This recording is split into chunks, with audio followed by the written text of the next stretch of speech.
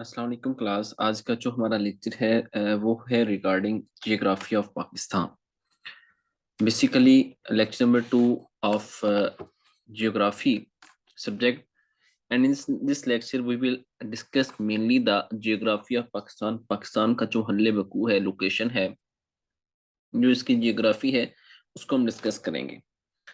और आपको ये नजर आ रहा होगा पाकिस्तान का मैप भी। तो अगर हम देखें तो बेसिकली कराची में पोर्ट मोहम्मद बिन कासिम है। इस तरह इस्लामाबाद कैपिटल है तो वो डिनोट किया गया है। ठीक है। इस तरह पाकिस्तान के जो बॉर्डर्स हैं, बॉर्डरिंग कंट्रीज हैं, वो साथ लिखी गई हैं। इंडिया है, अफगानिस्तान है, चाइना है, इसी तरह ईरान है। तो जो जो बॉर्डर पे कंट्रीज आती हैं उनका लिखा गया है, वो आपको शो भी हो रही है।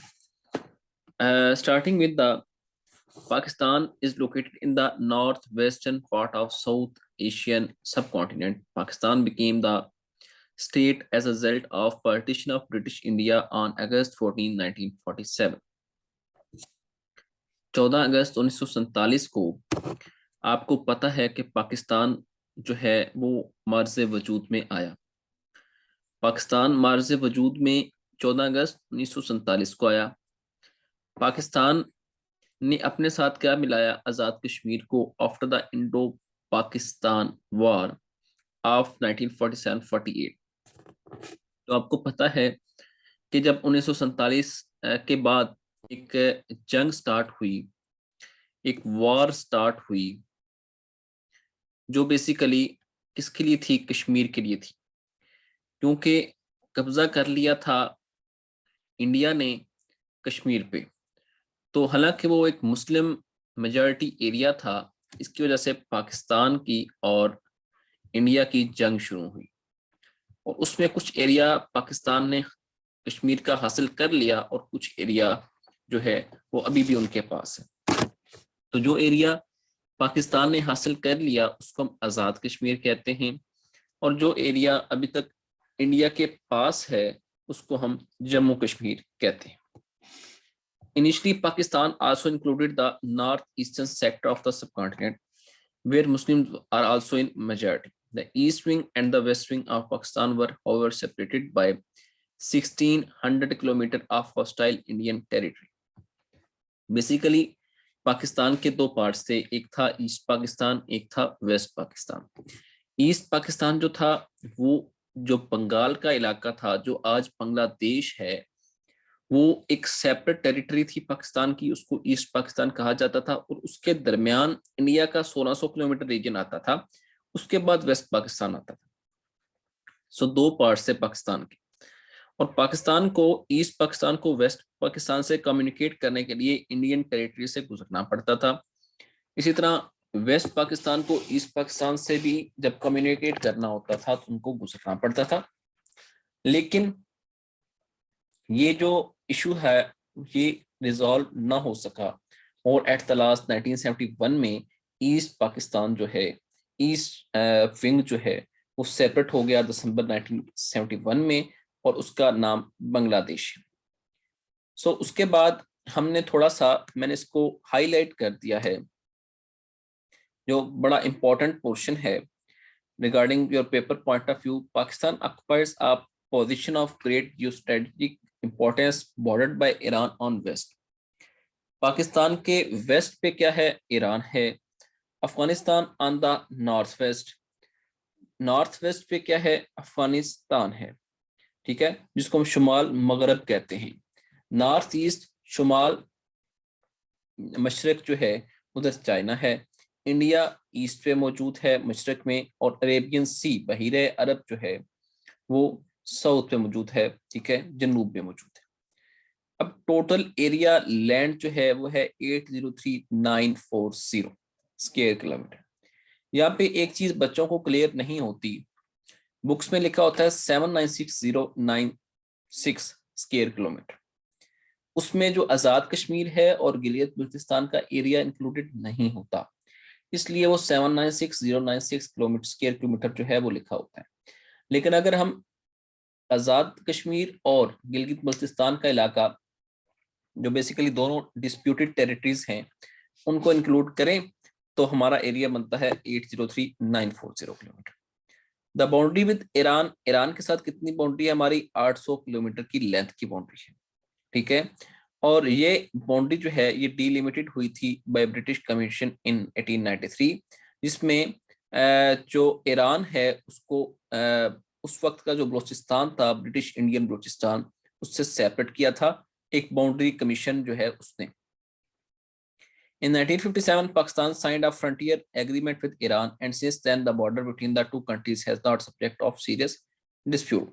1957 में भी पाकिस्तान बनने के बाद जो है एक ईरान के साथ मायदा हुआ, फ्रंटियर एग्रीमेंट हुआ, जिसमें बेसिकली बॉर्डर्स का तयन किया गया कि कितना बॉर्डर पाकिस्तान के पास होगा, कितना बॉर्डर ईरान के पास होगा और कितनी जगह ईरान के पास होगी। तो उसके बाद हमारा जो बॉर्डर है वो कोई डिस्प्यूटेड नहीं रहा। उसके बाद अफगानिस्तान की बात आ जाती है तो 2250 किलोमीटर लॉन्ग जो है पाकिस्तान की बाउंड्री है अफगानिस्तान के साथ। शुमाल में ये हिंदू कश की जो माउंटेन रेंज है, हिंदू कश माउंटेन रेंज, हिंदू किलर इसको कहते हैं। यहाँ पे हिंदूज की जंगों में डेथ हुई थी काफी ज्यादा, तो इसको हिंदू किलर या हिंदू कश कहते हैं। And Pamirs, where the narrow strip of Afghan territory called as Wakhan corridor extend between Pakistan and Tajikistan. एक कॉरिडोर है जिसको कहते हैं वखान कॉरिडोर अफगान टेरिटरी का, जो बेसिकली पाकिस्तान और ताजिकिस्तान को सेपरेट कर रहा होता है। उसके बाद द हिंदू कश was traditionally regarded as the last northwestern outpost where Hindus could venture in safely. The boundary line with Afghanistan was drawn in 1893 by Sir Mortimer Durand. इसको जो हमारे साथ अफगानिस्तान का एक बॉर्डर है, एक जो बॉर्डर लाइन है, इसको ड्यूरेंट लाइन भी कहते हैं। तो 1893 में जब अंग्रेजों का दौर था तो सर मॉर्टिमर ड्यूरेंट ने एक लाइन खींची थी, ठीक है, एक बाउंड्री लाइन खींची थी। और उससे क्या था कि एक ये चीज का, इस चीज का तयन हो गया था कि अफगानिस्तान का कितना इलाका है और पाकिस्तान का कितना इलाका है। और उसके बाद ये उस वक्त के फॉरेन सेक्रेटरी जो थे ब्रिटिश इंडिया के और जो अफगानिस्तान के अमीर थे, इन दोनों ने इस चीज के एक्सीड किया था, इस चीज से रजामंदी का इजहार किया था। The boundary called as Durand line, अब उसको ड्यूरेंट लाइन कहते हैं। उसके बाद was not in doubt when Pakistan became independent in 1947, although its legitimacy was in later disputed periodically by the Afghan government as well as by the Pakhtun tribe straddling the Pakistan-Afghanistan border. लेकिन उसके बाद पाकिस्तान जब आज़ाद मुल्क बना तो उसके बाद ये एक डिस्प्यूट जो है ये कंटिन्यू रहा। ये 1893 में एक ड्यूरेंट लाइन तयन तो हो गया, लेकिन ये डिस्प्यूट जो है ये कंटिन्यू इसलिए रहा कि बेसिकली ये डिस्प्यूट अफगानी लोगों की वजह से और पख्तून ट्राइब्स की वजह से कंटिन्यू रहा। तो इसलिए ये बार बार कुछ अफगानिस्तान की जो गवर्नमेंट्स आती थी उनको उनकी वजह से, उनकी इन्वॉल्वमेंट की वजह से ये काफी इशू रहा।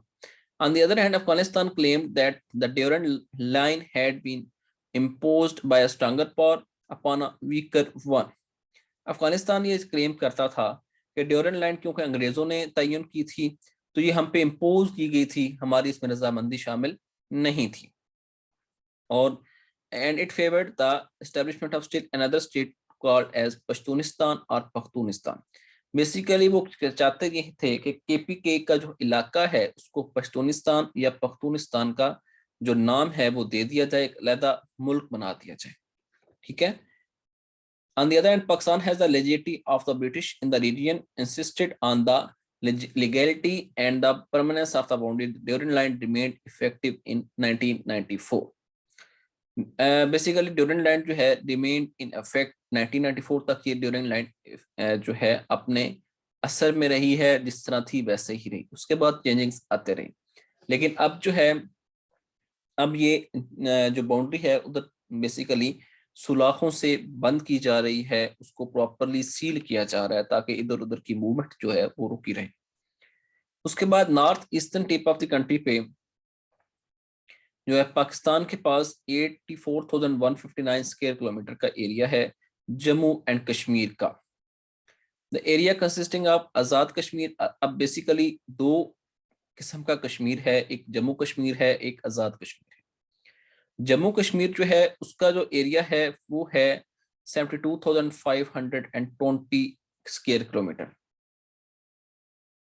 ठीक है, सॉरी, बल्कि इसमें थोड़ा सा मैं आपको क्लियर कर दूं कि जो टोटल जम्मू एंड कश्मीर का एरिया है वो है जो 84,159 square kilometre of the formal premises states of Jammu and Kashmir. ठीक है, लेकिन जो आज़ाद कश्मीर का हमारे पास एरिया मौजूद है वो है 11,639। बाकी जो एरिया है वो सारा उनके पास मौजूद है।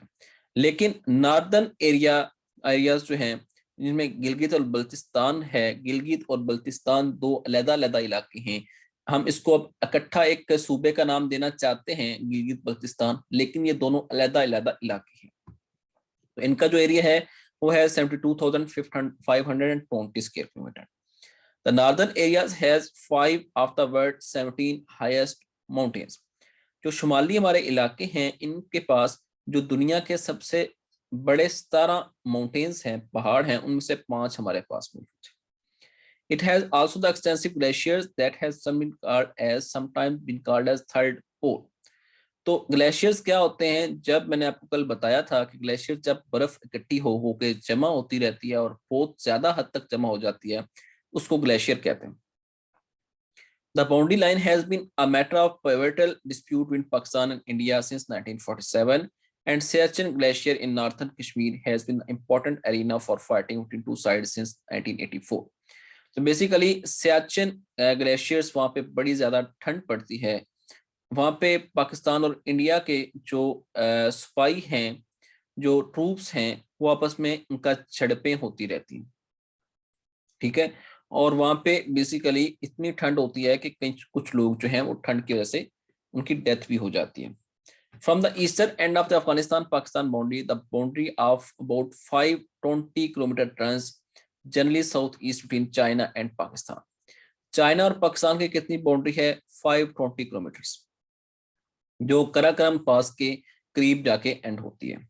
और ये बेसिकली ये लाइन जो है, जो बाउंड्री लाइन है, ये 1961 टू 1965 में तयन हुआ, इसका काफ़ी एग्रीमेंट्स हुए। ठीक है, और इन सालों में जो दोनों ममालिक के सरबराहान हैं मिलते रहे और उसके बाद ये तयन हुआ बाउंड्री का। By mutual agreement, a new boundary treaty is to be negotiated between China and Pakistan when the dispute over Kashmir is finally resolved between India and Pakistan। लेकिन जो अगर कश्मीर जो है पाकिस्तान को मिल जाता है, जम्मू कश्मीर है, उसके बाद फिर एक नई बाउंड्री ट्रीटी जो है वो साइन होगी, नेगोशिएट होगी। लेकिन अभी तक हमारी जो पहले ट्रीटी 1961 टू 65 तक हुई है वही चल रही है।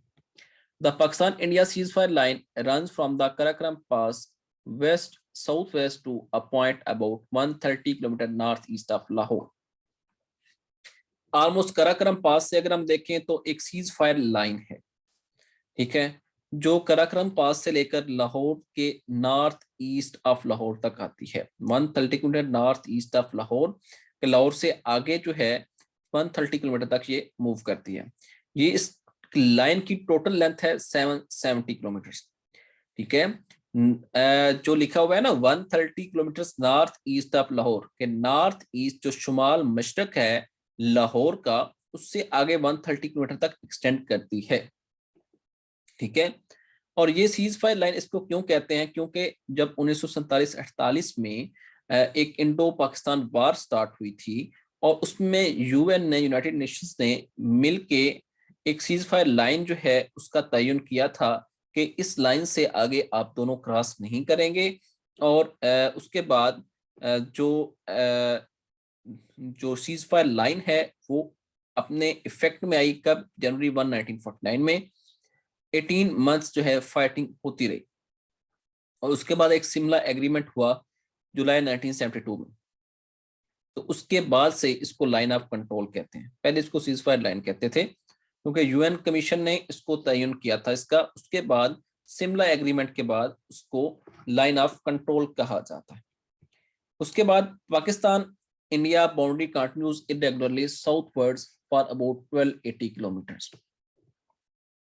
लेकिन जो दूसरी एक बाउंड्री है वो इरेगुलरली साउथवर्ड्स मूव करती है 1280 किलोमीटर्स में। जो रेड क्लिफ अवार्ड में जो सर साइरल रेडक्लिफ, मैंने आपको पाक स्टडीज में जब लेक्चर दिए मैंने आपको बताया था कि सर साइरल रेडक्लिफ कौन थे। वो एक इंग्लिश लॉयर थे जिन्होंने बाउंड्रीज का तयन करना था। ठीक है, तो बंगाल और पंजाब की जो पार्टीशन उन्होंने की थी उस पर। Although this boundary with India is not formally disputed, passions still run high on the both sides of the border. Many Indians had expected the original boundary line to run farthest to the west, thereby ceding Lahore to India.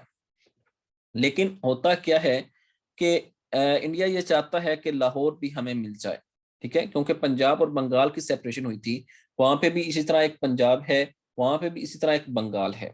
ठीक है, तो पंजाब का area कुछ वहां है और पंजाब को basically divide किया गया था। उसके बाद Pakistan had expected the line to run much farther east, possibly granting them control of Delhi. Pakistan चाहता है कि दिल्ली में मुझे मिल जाए, इंडिया चाहता है कि लाहौर मुझे मिल जाए। तो बेसिकली इसी एक जंग में कई दफा झड़पें हो चुकी हैं। उसके बाद द साउदर्न बॉर्डर, एक साउदर्न बॉर्डर है। ठीक है, और ये जो है इतना ज्यादा इसमें झगड़े नहीं होते, और for less contentious than those in the north. Third desert in the province of Sindh is separated in the south from the salt flats of the Rann of Kutch by a boundary that was first delineated in 1923-24. तो basically third desert जो है सिंध के province में मौजूद है। ठीक है, और ये रैन ऑफ कच्छ की साल्ट की रेंज है उनसे सेपरेट होता है। कब हुआ? एक बाउंड्री तयन हुआ था 1923-1924 में। After partition, Pakistan contested the southern boundary of Sindh and succession of the borders incident resulted. There were less dangerous and less widespread, however, than the conflict that erupted in Kashmir in an Indo-Pak War of 1965. The southern hostilities were ended by British mediation, and both sides accepted the award of Indo-Pakistan Western Boundary Case Tribunal, designated by the UN Secretary General. तो 1965 की वार हुई, उसके बाद हर जगह से हमले हुए, एक दूसरे पे हमले किए गए। फिर यूएन सेक्रेटरी जनरल ने जो एक पाकिस्तान की जो बाउंड्रीज हैं इंडो पाकिस्तान की वो तयन की, और उसके बाद फिर ये मामला ठप हो गया। The tribunal made it's award on Feb 1968, delimiting the line of 403 kilometers that was later demarcated by joint survey team. 1968 में 1968 में इस ट्राइब्यूनल ने एक लाइन बनाई 403 kilometre. Of its original claim of some 9100 square kilometer, Pakistan was awarded only about 780 square kilometer.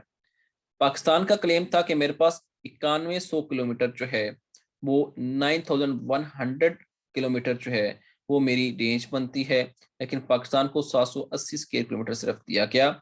Beyond the western terminus of the tribunal award, the final stretch of Pakistan border with India is about 80 km long, running west and southwest to the inlet of the Arabian Sea. आपको अब ये चीजें मैंने काफी हद तक पढ़ाई, अब करवाई, लेकिन आपको जो चीजें करनी है वो हाईलाइटेड की हुई है इसमें, जो आपके लिए पेपर पॉइंट ऑफ व्यू से इंपॉर्टेंट है, ये आपके हाईलाइटेड है। ठीक है, आपने दूसरी चीजें ज्यादा नहीं करनी, ये काफी टफ है, तो इसलिए आपने दूसरी चीजें नहीं करनी। मैं बार बार आपको इसलिए बार बार बता रहा हूं कि ये दूसरी चीजें करने की ज्यादा जरूरत नहीं है। उसके बाद टोपोग्राफी एंड ड्रेनेज। पाकिस्तान की टोपोग्राफी क्या है? ये तो हमने बॉर्डर्स पढ़े पाकिस्तान के, किसके साथ कितना बॉर्डर है, कब उसकी लिमिट का तयन हुआ। ठीक है, और इस तरह करके ये जो चीजें हैं। अब बेसिकली अगर हम टोपोग्राफी की बात करें तो पाकिस्तान को 3 मेजर जियोग्राफिक एरियाज में डिवाइड किया गया। एक है northern highland, Indus river plain, और with 2 major subdivisions corresponding रफली to the provinces of Punjab and Sindh, और उसके बाद दूसरा है बलूचिस्तान प्लेटेड। 2 चीजें। ठीक है, अब उसके बाद some geographers designate the additional major regions, for example the mountain ranges along the western border with Afghanistan, are some time, ये आप बीच में से छोड़ दें, ये आपके काम की चीज नहीं है। ठीक है, ये जितना भी लिखा हुआ है ये इतना ज्यादा, आपको सिर्फ 3 जियोग्राफिक एरियाज का पता होना चाहिए, northern highlands, Indus river plain और बलूचिस्तान प्लेटियो। लेकिन अगर हम नॉर्दर्न हाईलैंड्स की बात करें, शुमाली इलाकों की बात करें, तो इसमें हिंदू कश आता है, कराक्रम आता है और हिमालय आता है। 3 रेंजेस आती हैं पहाड़ों की, 3 रेंज, हिंदू कश, कराक्रम और हिमालय। अब उसमें इसी एरिया में एक K2 है जिसको माउंट गॉडविन ऑस्टिन कहते हैं, जिसकी लंबाई जो है, लेंथ जो है वो 8611 किलोमीटर मीटर है, और ये दुनिया की दूसरी बुलंदतरीन चोटी है।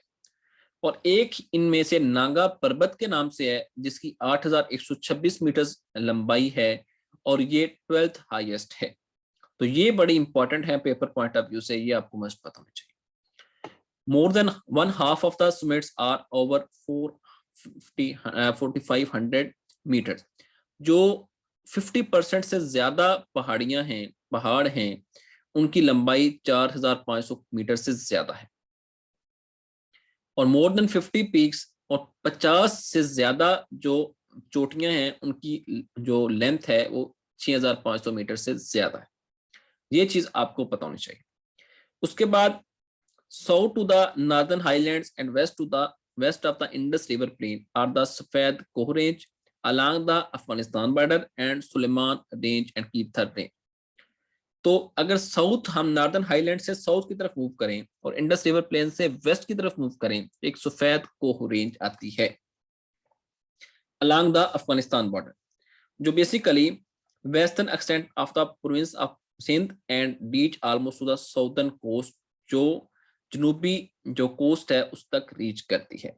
आगे भी आपको करने की जरूरत नहीं है, लेकिन इससे आगे जो नेक्स्ट पैरा है, अगर आप देखें, several large passes cut the range along the border with Afghanistan, among them are the Khojak pass, एक खोजक पास है, एक खैबर पास है, और एक बैरोहिल पास है। अब आपको इन पासेस का पता होना चाहिए। बेसिकली खोजक पास जो 80 किलोमीटर जो है नॉर्थ वेस्ट ऑफ क्वेटा इन बलूचिस्तान है। ठीक है, फिर खैबर पास है जो बेसिकली पिशावर और काबुल के दरमियान है, 40 किलोमीटर का एरिया है। और एक बैरोगिल पास है जो basically in the far north providing access to Wakhan corridor, जो वखान कॉरिडोर तक हमें एक्सेस देता है। वखान कॉरिडोर मैंने आपको बताया पहले भी कि जो एक अफगानिस्तान का एरिया है जो पाकिस्तान और ताजिकिस्तान को सेपरेट कर रहा होता है। उसके बाद अगर जमीन की बात आए, less than 1/5 of Pakistani land area has potential for intensive agricultural use. 1/5 जो है, लेस देन 1/5 एरिया जो पाकिस्तान का है वो इंटेंसिव एग्रीकल्चर यूज के लिए उसके पास पोटेंशियल है। Nearly all of the arable land is actively cultivated and but outputs are low by the world standards. हमारी जो जमीन है, ठीक है, उसकी एक्टिवली कल्टीवेशन उसकी हो रही है, लेकिन उसकी आउटपुट बड़ी कम है। Cultivation is sparse in the northern mountains, the southern deserts and the western plateaus, but the Indus River basin in Punjab and northern Sindh has fertile soil that enables Pakistan to feed its population under usual climatic conditions। तो basically जो Indus river basin है पंजाब में और northern Sindh में, वहां पे fertile साइल है, जरखेज जमीन है। ठीक है, जो कि इसको इनेबल कर देती है कि अपनी पॉपुलेशन को फीड कर सके। अब उसके बाद एक इंडस का नाम किधर से आया, एक इंडस रिवर है, आपको पता है, तो ये बड़ा इंपॉर्टेंट है, इसको आपने थोड़ा सा देखना है।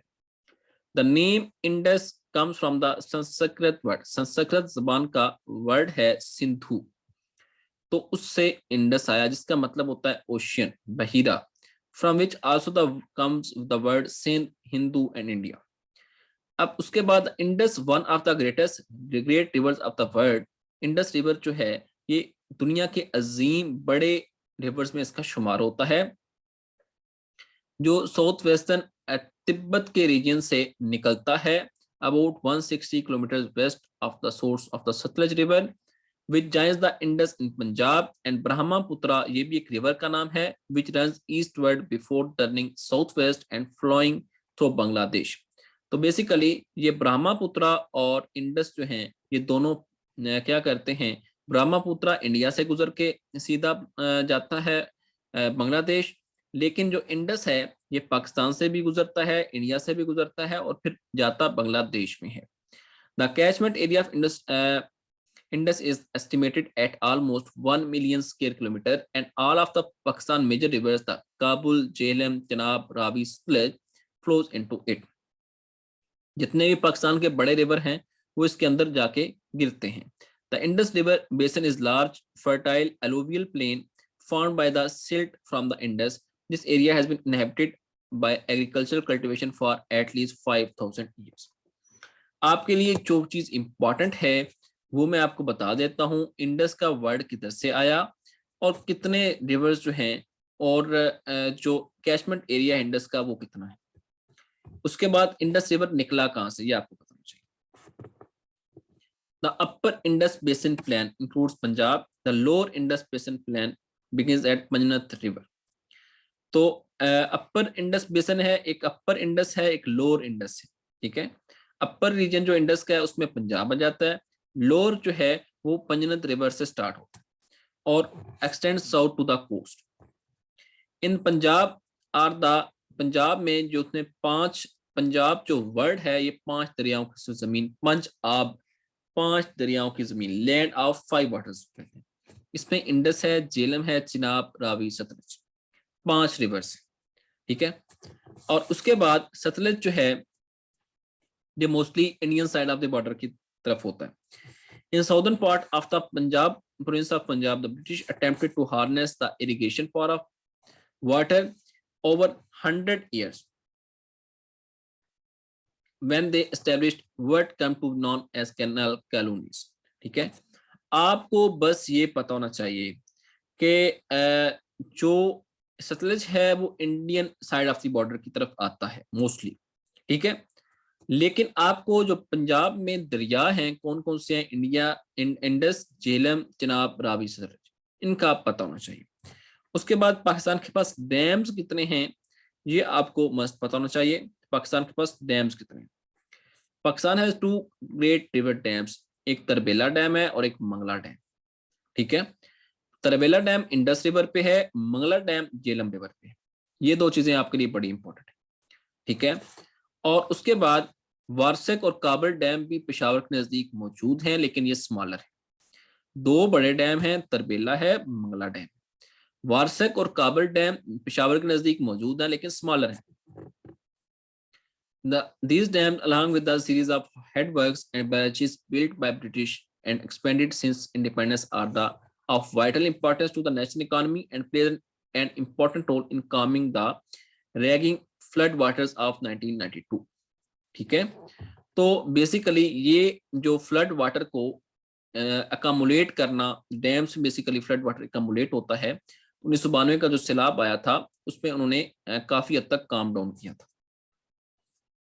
उसके बाद आपको नेक्स्ट जो एंड वाला पैराग्राफ है इसको देखना है। Pakistani subject to frequent seismic disturbances. Seismic disturbances आपको शायद आपने अगर जीएस से पढ़ा है मेरे से, मैंने आपको सीज्मिक वेव्स के बारे में बताया था कि जो बेसिकली अर्थक्वेक काज करती हैं, ठीक है। Because the tectonic plates under the subcontinent hits the plate under Asia as it continue to move northward and push the Himalayas ever higher, the region surrounding Quetta is highly prone to earthquakes. जो क्वेटा को surround करता है area, reason, वो बड़ा ज्यादा earthquakes को prone है, highly prone है, जिसको खतरा होता है। एक 1931 में अर्थक्वेक आया, उसके बाद एक 1935 में आया, बड़ा डिस्ट्रक्टिव अर्थक्वेक था। The small city of Quetta was almost completely destroyed. Almost 1935 में जो अर्थक्वेक आया उसमें क्वेटा की जो छोटा सा शहर है वो डिस्ट्रॉय हो गया, और उसके बाद जो एडजेसेंट मिलिट्री कंटोनमेंट थी वो भी डिस्ट्रॉय हो गई। ऑलमोस्ट 20,000 लोग जो हैं उनकी डेथ हुई। Tremors continue in the vicinity of Quetta. The most recent major earthquake occurred in 1991. 1991 में भी हुआ, लेकिन 1991 में बहुत कम लोगों की डेथ हुई एज कम्पेयर टू 1935। और उसके बाद जो एक मेजर अर्थक्वेक जो है वो नॉर्थ वेस्टर्न फ्रंटियर प्रोविंस, जिसको हम क्या कहते हैं, केपीके कहते हैं, कोहिस्तान डिस्ट्रिक्ट में आया था 1965 में। इसने भी बड़ा मैसिव डैमेज किया था। ठीक है, सो आपको ये जो मैंने आज चीजें पढ़ाई, जो हाईलाइटेड चीजें, आपने बस इसमें से करना क्या है, हाईलाइटेड चीजें करनी, बाकी आपने कुछ नहीं करना। आपके लिए जो इंपॉर्टेंट चीजें हैं वो मैंने हाईलाइट कर दी। ठीक है,